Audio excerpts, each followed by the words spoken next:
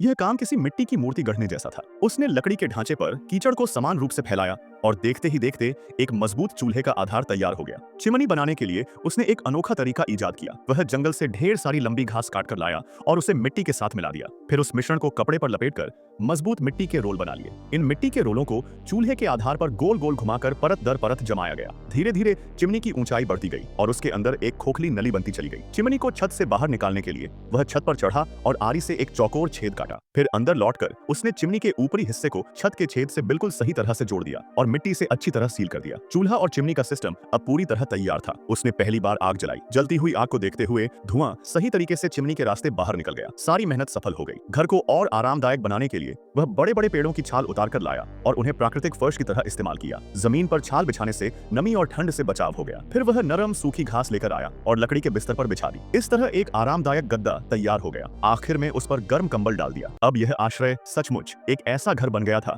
जहां चैन से सोया जा सके। घर बन चुका था, अब बारी थी जीवन की। आदमी झोपड़ी से बाहर निकला और जंगल में रात के खाने के लिए खाना ढूंढने गया। उससे जंगल में चमकीले लाल जंगली फल मिले। यह उसकी मेहनत के बदले प्रकृति का उपहार था। वह वापस गर्म झोपड़ी में लौटा। चूल्हे की आग अब भी तेज जल रही थी। उसने फलों को कुचलकर एक प्राकृतिक पेय तैयार किया। फिर उसने तवा आग पर रखा और एक भरपूर भोजन पकाने की तैयारी की। मांस के टुकड़े तवे पर रखते ही सिसकारी की आवाज के साथ खुशबू पूरे कमरे में फैल गई। वह कुशलता से मांस को पलटता रहा ताकि हर तरफ से सही तरह से सिक जाए। कटे हुए टमाटर और खीरे के साथ एक सादा लेकिन भरपूर भोजन तैयार हो गया। उसने एक टुकड़ा उठाया, चटनी में डुबोया और मुंह में रखा। उसके चेहरे पर संतोष की मुस्कान फैल गई। यह सिर्फ खाने का स्वाद नहीं था, बल्कि सफलता का स्वाद था। अपने हाथों से कुछ बनाने की खुशी। खाने के बाद उसने एक कप गर्म पानी पिया और दिन भर की थकान मिट गई। रात गहरा चुकी थी। आदमी अपने हाथों से बनाए गए बिस्तर पर लेट गया, कंबल ओढ़कर सोने की तैयारी की। पास में जलती आग लगातार रोशनी और गर्मी दे रही थी। इस पूरी तरह अपने बनाए हुए संसार में वह शांति से सो गया। बाहर शांत जंगल था और भीतर गर्म सपनों की दुनिया। अगर इसकी मेहनत आपको थोड़ी भी पसंद आए तो कमेंट में अपना नाम भेजें।